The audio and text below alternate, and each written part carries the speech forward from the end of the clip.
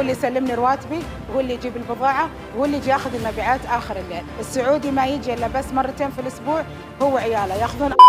अस्सलाम वालेकुम दोस्तों, एक बार फिर से हाजिर हूँ मैं आप लोगों के लिए सऊदी अरब की बहुत ही इंपॉर्टेंट अपडेट लेकर। दोस्तों आज की इस वीडियो में जितनी सारी अपडेट्स हैं बहुत ही ज़्यादा इंपॉर्टेंट होने वाली हैं, चाहे आप सऊदी अरब में काम कर रहे हैं या फिर आप सऊदी अरब आने वाले हैं।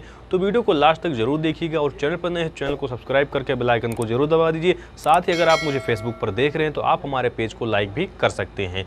दोस्तों सबसे पहली अपडेट यहाँ पर सऊदी अरब की जवाज़ात की तरफ से है। ज़्यादातर लोगों का सवाल रहता है कि अगर हम सऊदी अरब से वापस जाएंगे और वापस जाकर उसी वीज़ा पे वापस नहीं आएंगे तो हमारे ऊपर कितने साल का बैन लगेगा। इस चीज़ को जवाज़ात ने एकदम क्लियर कर दिया है, क्योंकि बहुत सारे लोग जवाज़ात से सवाल भी करने लगते हैं और कुछ लोगों के मन में एक कन्फ्यूजन भी रहता है कि हमारे ऊपर 5 साल का बैन लगेगा, 3 साल का बैन नहीं लगेगा, या फिर कुछ लोग ये भी कहते हैं कि हम सऊदी अरब आ सकते हैं दूसरे वीज़े पर, हमारे ऊपर कोई भी बैन नहीं लगेगा। तो फाइनली दोस्तों जवाज़ात ने इन सारे डाउट्स को क्लियर करते हुए बताया है कि अगर आप सऊदी अरब से जाते हैं और उसी वीज़ा पर आप वापस नहीं आते हैं तब आपके ऊपर 3 साल का बैन लगेगा। लेकिन जवाज़ात ने एक अच्छी बात ये भी बताई है कि अगर आप उसी 3 साल के बैन के अंदर आना चाहते हैं तो आप आ सकते हैं, लेकिन वहाँ पर कुछ शर्तें होंगी। अगर उन शर्तों को आप फॉलो करते हैं तो आप सऊदी अरब आ सकते हैं, आपको कोई प्रॉब्लम नहीं होगी।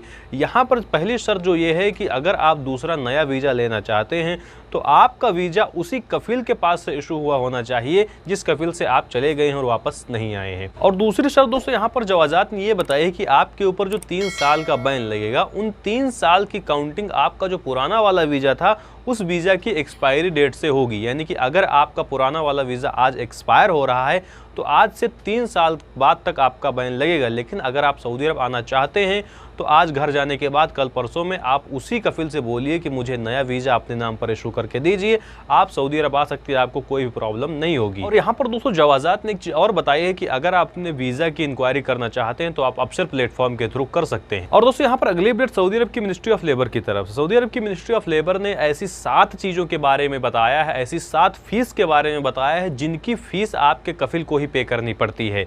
और यहाँ पर मिनिस्ट्री ने यह भी बताया है कि अगर आपका कफिल इस चीज़ की फीस पे करने के लिए आपसे पैसा मांगता है तो उस केस में ये सऊदी अरब के लेबर लॉ के आर्टिकल 40 के अगेंस्ट हो सकता है, आप उस पर कार्रवाई भी कर सकते हैं।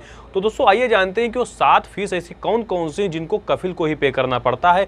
कफिल आपसे एक भी पैसा नहीं मांग सकता है इन फीसों को पे करने के लिए। तो दोस्तों सबसे पहले पॉइंट पर बताया गया है रेजिडेंसी रिन्यूअल फीस, यानी कि आपका जो इकामा होता है उसकी रिन्यूअल जो फीस है वो आपके कफिल को ही पे करनी पड़ती है। आपका कोई अधिकार नहीं है कि आप उसमें पे करें, या फिर आपके कफिल का कोई अधिकार नहीं कि वो आपसे कुछ पैसा मांग सकता है इकामा को रिन्यू करवाने के लिए। और दूसरे पॉइंट में दोस्तों मिनिस्ट्री ने बताया है कि अगर आप छुट्टी पर जाते हैं तो उसमें जितना भी पैसा होता है, जितना भी खर्चा आता है, वो सारा का सारा पैसा आपके कफिल को ही पे करना पड़ता है। इसके बाद के पॉइंट में मिनिस्ट्री ने बताया कि अगर आप फाइनल एग्जिट पर जाते हैं यानी कि खुरुज निहाई पर जाते हैं, उसमें भी जितना पैसा आता है टिकट वगैरह का पूरा पैसा आपके कफिल को ही देना पड़ता है।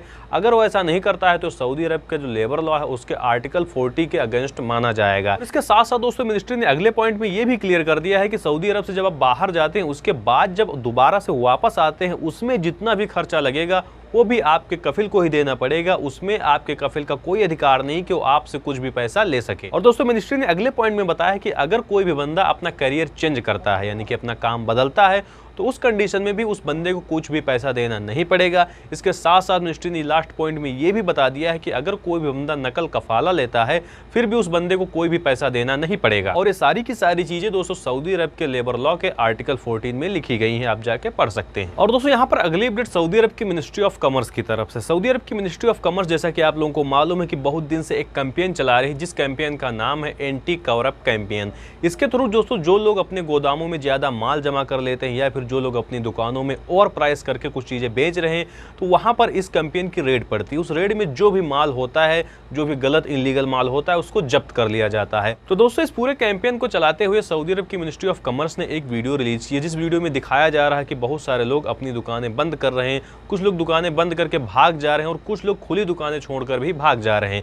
तो सऊदी अरब की मिनिस्ट्री ऑफ कॉमर्स ने बताया है कि कुछ दुकानों की जब तलाशी ली गई तो वहां पर कुछ छिपे हुए गोदाम पाए गए और उन छिपे हुए गोदामों में बहुत सारे साइन किए हुए पेपर पाए गए, कई एटीएम कार्ड भी पाए गए और बहुत सारी चीजें उसमें छिपी हुई पाई जो एक खुफिया तरीके से छिपा के रखी गई थी।